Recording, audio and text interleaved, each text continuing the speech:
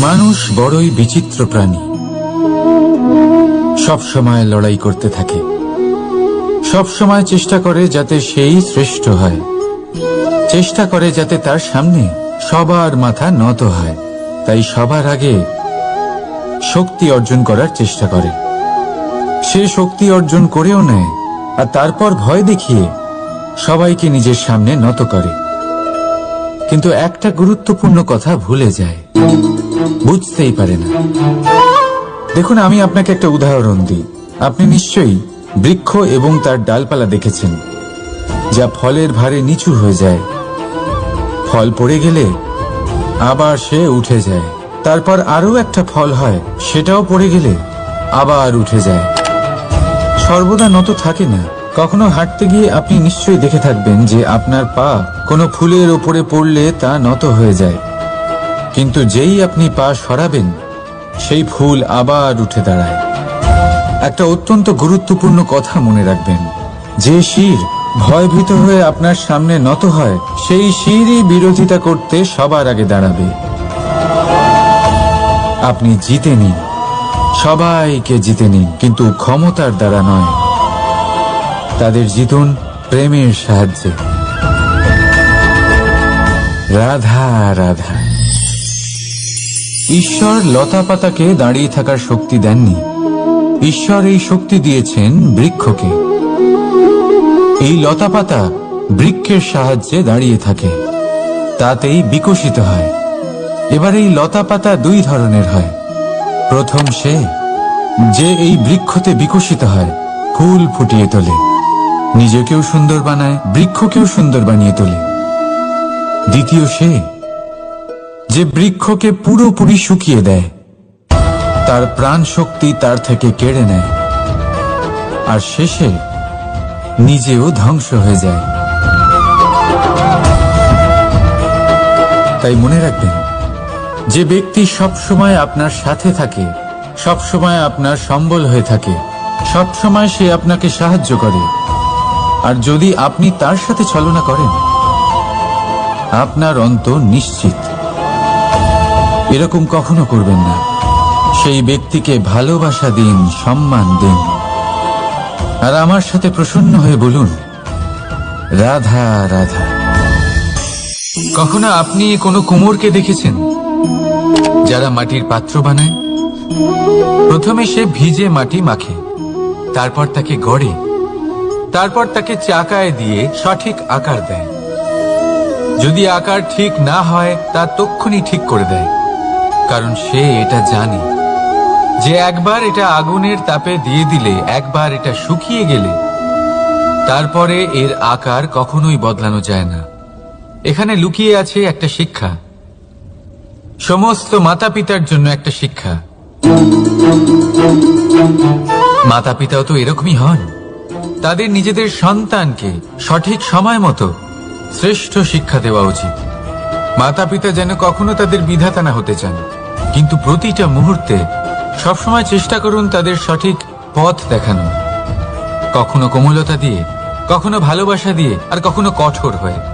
তার জীবনকে, তার ব্যক্তিত্বকে আকার দেওয়ার চেষ্টা করুন, কারণ যেমন মাটি একবার শুকিয়ে গেলে তারপর সেই পাত্রের আকার বদলানো যায় না, ঠিক সেইভাবেই আয়ুর বৃদ্ধির সাথে সন্তানের শিক্ষা কখনোই বদলানো যায় না। তা মনে রাখবেন। রাধা রাধা। আপনি কি কখনো কোনো প্রজাপতি দেখেছেন? ভালো নিশ্চয়ই লাগে। আসলে প্রজাপতি কার না ভালো লাগে? ছোট হোক বা বড়, প্রজাপতিকে সবার ভালো লাগে। এবারে ভাবুন, এই প্রজাপতির সূত্রপাত কি করে হয়? এই প্রজাপতি শুরু হয় একটা গুটি থেকে, যেখানে সে সুরক্ষিত থাকে। গুটি ভেঙে যখন সে এই সংসারে আসে, তখন একটা কীট রূপে থাকে। কীট যে ভূমির ওপরে চলাচল করে, যে বৃক্ষের পাতার ওপরে সুরক্ষিত থাকে। তারপরে তার মধ্যে আসে আরো একটা পরিবর্তন, তার ডানা গজায়। তখনই সে প্রজাপতি হয়। তখন সে খোলা আকাশে উড়ে বেড়াতে পারে। সুন্দর সুন্দর পুষ্প থেকে সে মধু পান করে। কখনো ভেবেছেন যে প্রজাপতি ছাড়া আর কেউ এটা পারে না কেন? কারণ সে সেই গুটি থেকে বেরোতে পারে। যদি সে সেই গুটি থেকে নাই বেরোতো, সে উড়তেই পারত না, কখনো প্রজাপতি হতেই পারত না।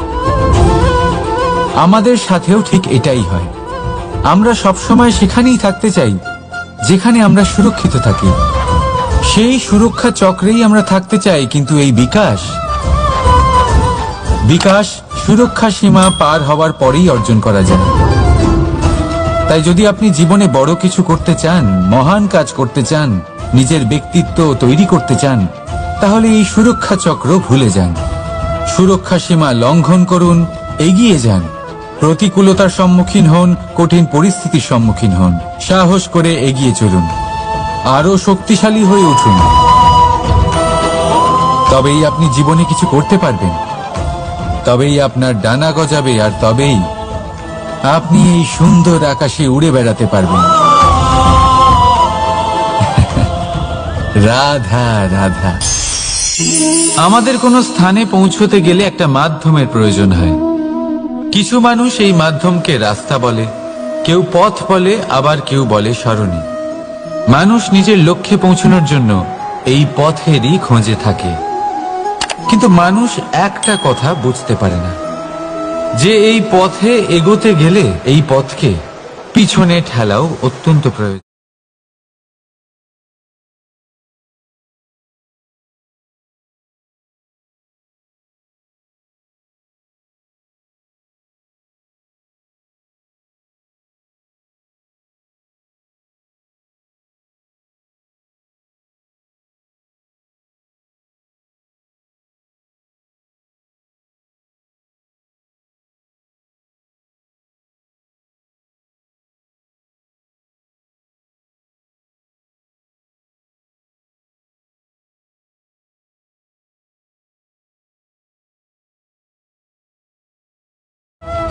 হার নামক কোনো পরিণাম হয়ই না।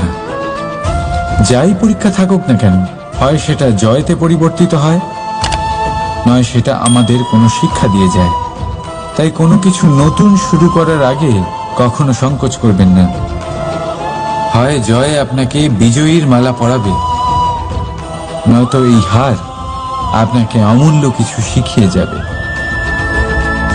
রাধা রাধা। এই ছোট কাঠের ডাল দেখতে পাচ্ছেন আপনি? একটা বৃক্ষ থেকে এরম হাজার হাজার ডাল পাবেন, যা দিয়ে আপনি আগুন জ্বালাতে পারবেন, যা নিজে জ্বলে আমাদের ভোজন বানাতে সাহায্য করে থাকে, যা নিজে জ্বলে অন্ধকারে আমাদের আলোকিত করে। যদি এটাই অন্যভাবে দেখা যায়, তাহলে এমনই এক ছোট্ট ডালের টুকরো একটা ছোট্ট ফুলকিতেই নিজের সাথে হাজার হাজার বৃক্ষ জ্বালিয়ে দিতে পারে।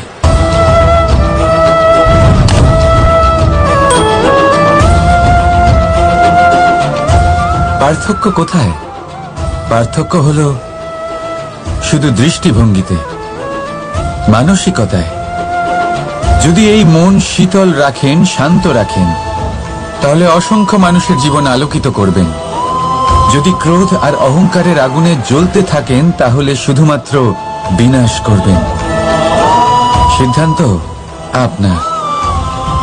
রাধা রাধা। আজ বিজয়া দশমী, সেই দিন যবে শ্রীরাম রাবণকে বধ করেছিলেন। এ হলো সেই দিন যেদিন শ্রীরাম লঙ্কা জয় করেছিলেন। লোকে বলে এটা খারাপের বিরুদ্ধে ভালোর জয়ের প্রতীক। এটাকে দেখার আরো একটা দিক আছে। আগে হ্যাঁ, এটা ভালোবাসার জয়ের প্রতীক, এটা পরিবারের জয়ের প্রতীক। আপনি তো নিশ্চয়ই জানেন যে রাবণ মহাজ্ঞানী ছিল, মহা শক্তিশালী ছিল, মহাদেবের পরম ভক্ত ছিল রাবণ। এবার যে ব্যক্তি কৈলাস পর্বত তুলতে পারত, সেই ব্যক্তি নিজে এক কাটা বৃক্ষের মতো শ্রী রামের চরণে পড়েছিল। কেন? কারণ রামের সাথে লক্ষণ ছিল। কিন্তু ওদিকে রাবণের সাথে বিভীষণ ছিল না। একদিকে এক পরিবারের মধ্যে ভালোবাসা ছিল, কিন্তু অপরদিকে আর এক পরিবারের মধ্যে দূরত্ব বাড়ছিল। তাই মনে রাখবেন, যদি সংসারের ওপরে বিজয় লাভ করতে হয় তাহলে সর্বপ্রথম পরিবারের মধ্যে ভালোবাসা বজায় রাখতে হবে। পরিবারের মধ্যে ভালোবাসা বাড়ান, দূরত্ব নয়। আপনি সব সময় সুখী থাকবেন আর জীবনের সমস্ত বাধা আপনি অতিক্রম করবেন। রাধা রাধা। আপনি কি কখনো শুনেছেন হরিণ সিংহের থেকে পালানোর বদলে তার সাথে লড়াই করেছে? হরিণ সিংহকে আক্রমণ করেছে, কখনো শুনেছেন? কখনো না। কিন্তু এরকম হতেই পারে, এরকম হয়েই থাকে। আর এটা তখনই হয় যখন হরিণের শাবক বিপদে পড়ে। যখন তার সিংহের কবলে পড়ার ভয় থাকে, তখন হরিণীও এসে সিংহের সাথে লড়াই করতে থাকে। কারণ সে একজন মা, আর মা তার সন্তানের জন্য সবকিছু করতে পারে। এ হলো মায়ের স্নেহ, যেটা যত নরম হতে পারে ঠিক ততটাই কঠোরও হতে পারে। আর তার সন্তানের মঙ্গলের জন্য সে ক্রোধের সমস্ত সীমা পার করে তার সন্তানকে রক্ষা করেই ছাড়বে। আর সেই জন্যই তো মাকে সন্তানের জীবনে সবথেকে বড় ঢাল বলা হয়। এই মাকে আমার শত কোটি প্রণাম। রাধা রাধা। কামবোধ, এটাই আপনার অন্তরের প্রথম শত্রু। বেশিরভাগ মানুষই কামবোধ বলতে লালসা বোঝেন, কিন্তু এটা সম্পূর্ণ সত্য নয়। কামের আসল অর্থ হল কামনা। এটা খুবই সহজ ব্যাপার। মনুষ্য শরীর থাকলে, মানুষের মন থাকলে এই কামনা অবশ্যই থাকবে। এবার এটাই দেখতে হবে যে এই কামনা নেতিবাচক কামনা নাকি ইতিবাচক কামনা। অন্য কারোর জিনিসে নজর দেওয়া, অন্য কোনো মানুষের উপর নজর দেওয়া, কোনো অনুচিত বস্তুর দিকে নজর দেওয়া, এই নেতিবাচক কামনা। আর এই দুষ্কামনা মানুষকে দিয়ে অপকর্ম করাবেই করাবে। তাই মনে রাখবেন, যে ব্যক্তি নিজের কামনাকে নিয়ন্ত্রণে রাখতে পারেন তিনি সঠিক পথেও থাকেন, সঠিক লক্ষ্যে পৌঁছতেও পারেন। যিনি কামনা নিয়ন্ত্রণে রাখতে পারেন না তিনি তার পথও হারিয়ে ফেলেন এবং লক্ষ্যচ্যুতও হন। তাই মনে রাখবেন, নিজের কামনাগুলিকে নিয়ন্ত্রণে রাখুন। কাম নামক এই শত্রুর ওপর বিজয় লাভ করুন। আর আমার সাথে ভালোবেসে বলুন, রাধা রাধা। হাস্য, হাসি জীবনে অত্যন্ত মূল্যবান হয়। কথায় আছে যে হাসি এবং হাস্য আমাদের জীবনে ওষুধের মতো কাজ করে, আমাদের সুস্থ রাখে, আমাদের জীবনের অনুভূতিগুলিকে আরো সুন্দর করে তোলে। কিন্তু প্রত্যেক ওষুধের মতোই এর সাথেও এটাই হয়। প্রত্যেক ওষুধ সঠিক সময়ে, সঠিক মাত্রায়, সঠিকভাবে গ্রহণ করতে হয়। যদি এরকম না হয় তাহলে এই ঔষধও শরীরের ক্ষতি করে দিতে পারে। এবার আপনি ভাবতে পারেন, হাসি থেকে কিভাবে ক্ষতি হতে পারে? আপনি যদি অন্য কারোর উপরে হাসেন তাহলে হয়তো তার মনে কষ্ট হতে পারে, তার অন্তরের মিত্র হয়তো শেষ হয়ে যেতে পারে, আর অন্তরের শত্রু জেগে উঠতে পারে। কিন্তু এটাই যদি আমরা সকলকে সাথে এনে সকলের সাথে হাসি, তাহলে হয়তো আমাদের অন্তরের এই হৃদয়ের ভেতরে লুকিয়ে থাকা যে শত্রু তা শেষ হয়ে যেতে পারে, আর অন্তরের বন্ধুসত্তা প্রকাশিত হতে পারে। ঠিক কি না? এবার আপনাকে উদাহরণ দিই। যখন দ্রৌপদী দুর্যোধনকে নিয়ে হেসেছিল তখন তা মহাভারতের সৃষ্টির কারণ হয়েছিল। কিন্তু সেইখানেই যখন পার্থ আর মাধব একসাথে বসে মৃদুমন্দ হাসতেন তখন ধর্ম স্থাপন করা হয়েছিল। তা আপনি কি চান? কাউকে নিয়ে হেসে তাকে আঘাত করতে চান, নাকি সকলকে একসাথে এনে তাদের হাসিয়ে তুলে ধনাত্মক প্রভাব ফেলতে চান? সিদ্ধান্ত আপনার।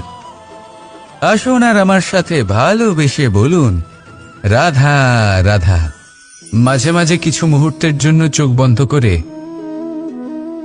ধ্যানের বেদিতে বসে ধ্যান করতে চেষ্টা করুন আর বোঝার চেষ্টা করুন যে আমরা সর্বপ্রথম কি দেখতে পাচ্ছি, কি অনুভব করছি।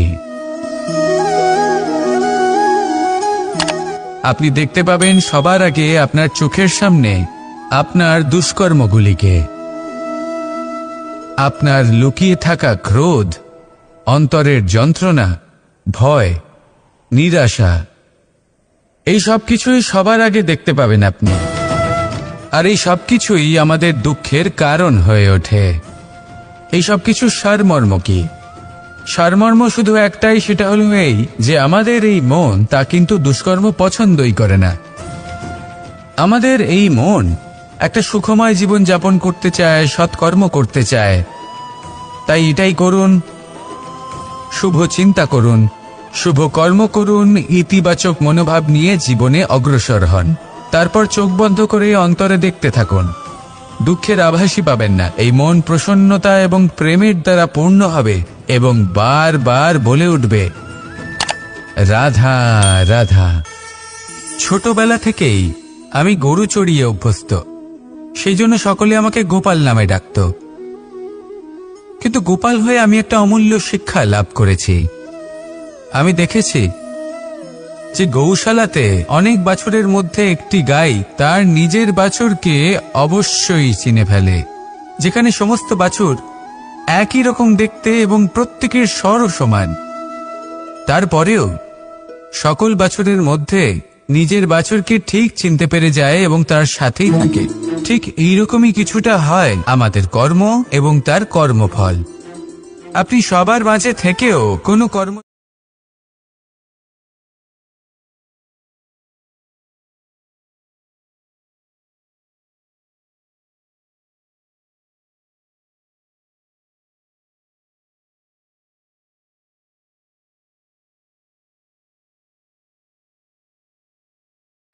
কারণ বিষয়টা কিছুটা এরকম যে এই সংসারে আপনি কাল, কর্মফল এবং সময়, এই তিনের হাত থেকে কখনো লুকোতে পারবেন না, কখনো পালাতেও পারবেন না।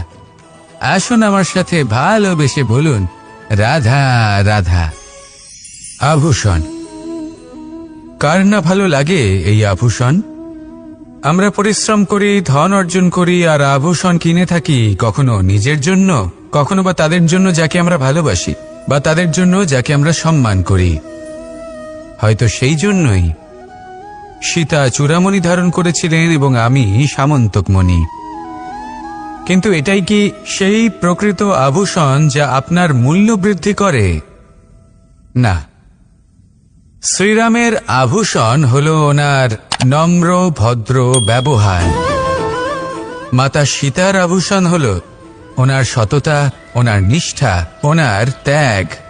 অর্জুনের আভূষণ ছিল ওনার একাগ্রতা। রাধার আভূষণ ওনার প্রেম। এই আভূষণ কোথাও নেই, আপনার মনে আছে। যদি আপনার মনে মিষ্টতা থাকে, তা শান্ত হয়, তাতে সততা থাকে, নিষ্ঠা থাকে এবং প্রেম থাকে, তাহলে আপনার অন্য আর কোনো আভূষণের কোনো প্রয়োজন নেই। আপনি যতই ভিড়ের মাঝে থাকুন, আপনার ঔজ্জ্বল্য চোখে পড়বে। আসুন আর আমার সাথে ভালোবেসে বলুন, রাধা রাধা। সুখ এবং দুঃখ, এই দুই হলো আমাদের জীবনের অবশ্যম্ভাবী এবং গুরুত্বপূর্ণ অঙ্গ। আমাদের সকলের জীবনে কখনো সুখও আসে, আবার কখনো দুঃখও আসে। আমরা সবসময় ভাবি আমরা কিভাবে সুখ লাভ করব, কিভাবে আমরা দুঃখ থেকে দূরে থাকতে পারি। আর এই জীবনে যা কিছুই ঘটুক না কেন, সেই সব কিছু আমরা সুখ এবং দুঃখের মাপদণ্ডে মেপে থাকি। এবার এখানে একটা ছোট্ট বিষয় আছে।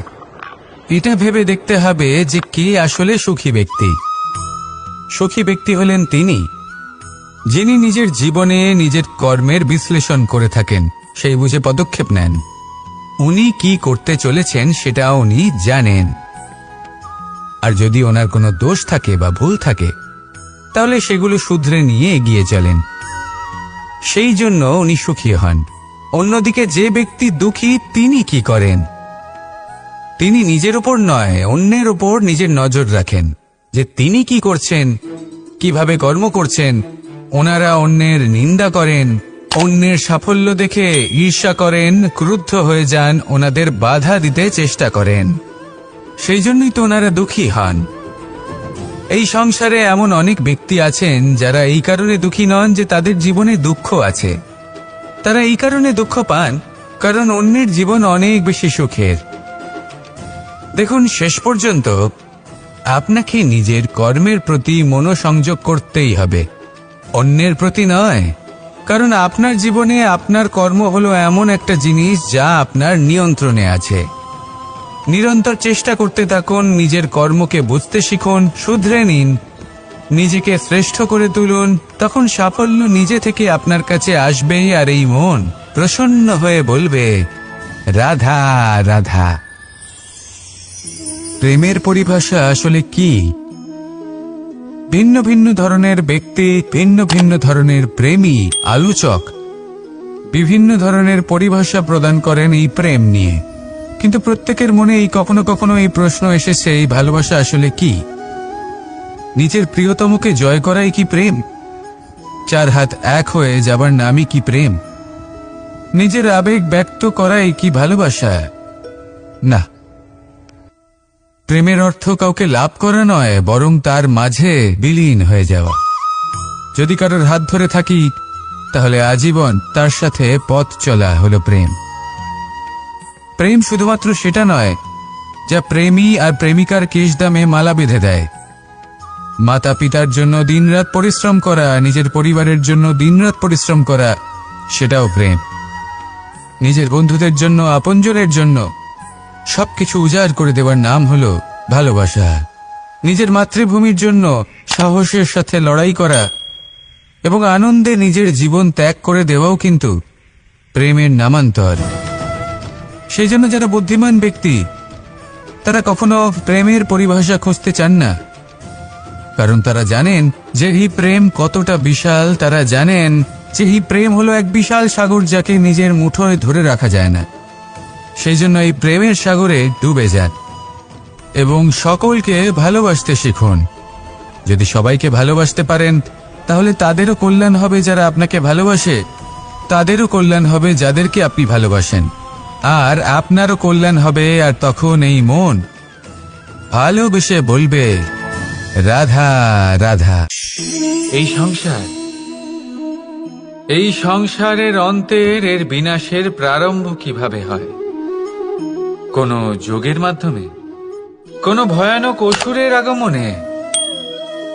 নাকি প্রকৃতির রাগের কারণে? না, এই সংসারের বিনাশের প্রারম্ভ হয় আমি থেকে। এই আমি, এই তুমি, এটা আমি করেছি, ওটা তুমি করেছো, এটা আমার, ওটা তোমার, আদি ইত্যাদি। এই ভাব যখন মনে বাসা বেঁধে নেয়, সর্বপ্রথম ঘর ভাগ হয়, তারপর বসতি, তারপর প্রাণ, আর তারপর দেশ, আর সবার শেষে সমস্ত সংসার ভাগ হয়ে যায়। আর এই ভাগ হয়ে যাওয়া শেষে মনোমালিন্যে পরিণত হয়। এখন এমত অবস্থায় কি করা যেতে পারে? কিভাবে বাঁচা যায় এই পরিস্থিতির থেকে? কিভাবে দূরে থাকা যায় এই বিনাশের থেকে? উত্তর সেই একটাই, করুণা। একে অপরের দরকারগুলি বুঝুন, একে অপরের সমস্যাগুলি বুঝুন, একে অপরের দুঃখের সাথী হয়ে দাঁড়ান, একে অপরের সুখের ভাগীদার হন। আর শেষে যখন এই আমি আমরাতে পরিণত হবে, তখন এই বিনাশ নিজে থেকেই দূরে চলে যাবে। তাহলে আমরাতে বিশ্বাস করতে শিখুন, আর আমার সাথে ভালোবেসে বলুন, রাধা রাধা। আপনি এমন অনেক মানুষকে দেখে থাকবেন যারা এই সংসার ত্যাগ করেছেন, নিজেদের ঘর বাড়ি সমস্ত সম্পর্ক ছেড়েছেন, বেরিয়ে পড়েছেন শুধুমাত্র ঈশ্বরের খোঁজে। মন দিয়ে সেবা করেছেন, কিন্তু তাও ওনারা কখনো ঈশ্বরের দর্শন পাননি। উল্টে মনে অসন্তুষ্টি আরো বেড়ে গেছে। কেন হয় এমনটা? একটা গুরুত্বপূর্ণ কথা মনে রাখবেন, সেই ঈশ্বরই আনন্দ। ধ্যানের অর্থ হল মনে আনন্দের জাগরণ করা, আর সেবার অর্থ হল সেই আনন্দকে সবার মধ্যে ভাগ করা। তাহলে যদি আনন্দকে জাগ্রত করো আর সবার মাঝে ভাগ করে দাও, তাহলেই ঈশ্বররূপী আনন্দ তুমি অবশ্যই পাবে। রাধা রাধা। যদি আমাদের জীবনে কোনো শিল্পই না থাকে, তাহলে আমাদের জীবনটাই নিরস হয়ে যাবে। এখন যদি সবাইকে আমি জিজ্ঞেস করি সব থেকে বড় শিল্প কি, তো কেউ বলবে চিত্রশিল্প, কারণ তা ওনার মনকে আনন্দ দেয়। কেউ বলবে যুদ্ধ শিল্প, কারণ তাতে বিজয় প্রাপ্ত হয়। কেউ বলবে ভবন নির্মাণ শিল্প, কারণ তাতে ছাদ পাওয়া যায়। কেউ বলবে সঙ্গীত শিল্প, কেউ বলবে নৃত্য শিল্প, কেউ বলবে অভিনয় শিল্প, আদি ইত্যাদি। কিন্তু এই কথা নিয়ে বিবাদ করা অনুচিত, হতেই পারে না। কারণ প্রত্যেক ব্যক্তির নিজস্ব চিন্তাধারা এবং নিজস্ব দৃষ্টিভঙ্গি থাকে। শুধু একটা কথা আছে, একটা বিশেষ বিষয় যা সব শিল্পতেই পাওয়া যায়, মনকে প্রভাবিত।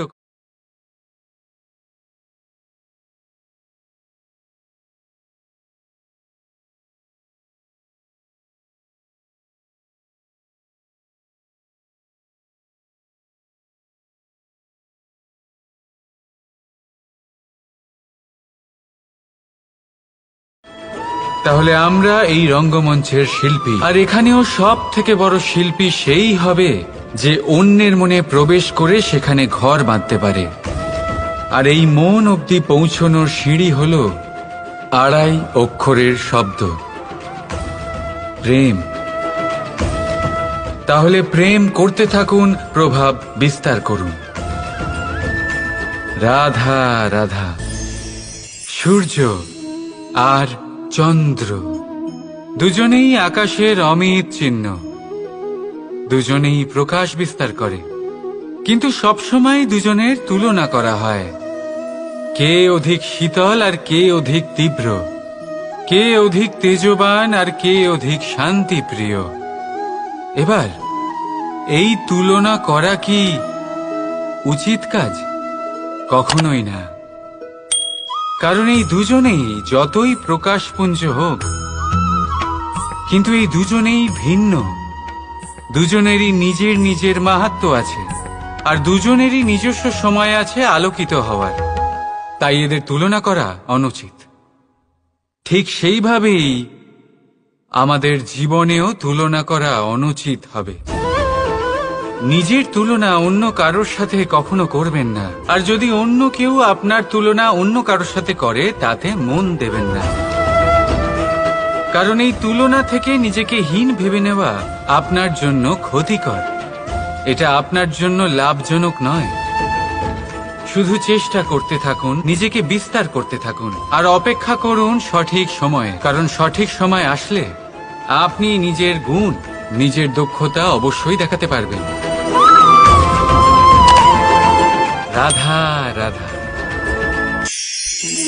জীবনে সবাই মহান হতে চায়, সবাই বড় হতে চায়, কিন্তু বড় হয় কিভাবে?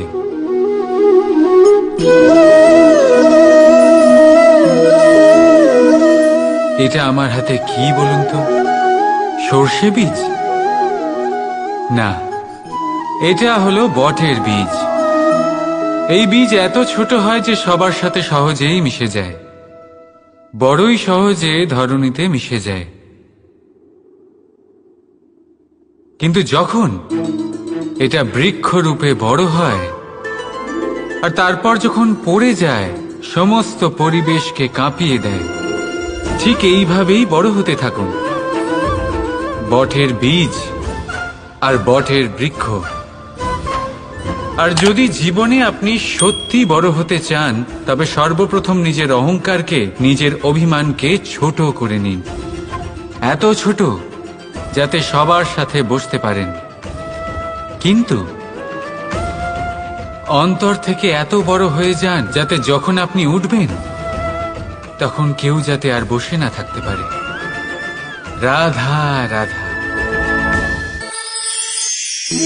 আমাদের মধ্যে এমন কজন আছে যারা ভয়তে ভীত হয়ে পড়ে, কোনো বৃহৎ কার্য করার আগে মনের সামঞ্জস্য হারিয়ে ফেলে? মোটামুটি সবাই, তাই না? প্রত্যেক ব্যক্তির মনেই এই ভয় জাগ্রত হয়। তবে এর অর্থ আমার দৃষ্টিভঙ্গি দিয়ে মনে হয় এই ভয়ের অনুভূতি খারাপ নয়। কারণ যদি এই অনুভূতি খারাপ হতো, তাহলে কি ঈশ্বর এই অনুভূতি প্রত্যেক প্রাণীকে দিতেন?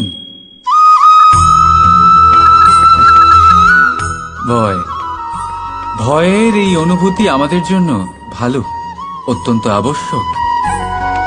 মনে রাখবেন, যে কোনো কার্য করার আগে যদি মনে ভয় উৎপন্ন হয়, তাহলে এর অর্থ এই যে ওই কার্য করার সময় অনেক সংকটের সম্মুখীন আমাদের হতে হবে। আর সেই সংকটের সম্মুখীন হওয়ার জন্য আমাদের অত্যন্ত সাহসী হতে হবে। শুধুমাত্র এই কথা মনে রাখবেন, মনে সাহস জুগিয়ে এগিয়ে চলুন এই ভয়ের যাত্রাতে। কারণ এই ভয়ই আপনাকে আপনার লক্ষ্যে পৌঁছতে প্রেরণা যোগাবে, আপনাকে শক্তি প্রদান করবে। তাই এই ভয়ের দ্বারা ভয়ভীত হবেন না, এই ভয়কে জয় করুন। আর আমার সাথে ভালোবেসে বলুন, রাধা রাধা।